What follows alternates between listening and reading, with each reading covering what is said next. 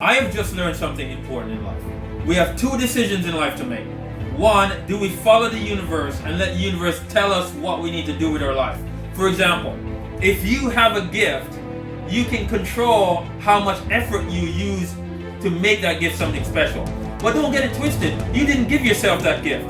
You didn't give yourself a lot of the things that are good in your life. The universe gave you that. And the best way to get great things in your life is to be a kind person, be grateful, be honest, be as good as you can, and be humble. The other decision you're going to make is that you're going to control your life. You're going to make all the decisions, you're going to control it, you don't need anyone, you're the boss. Well, you go down that road and you're going to see how you're going to wreck your life, because you cannot control your life and make it work any better than the universe can do it for you. So learn to be humble and follow the universe. Those are the two decisions you have in your life. So go out there and be the best you.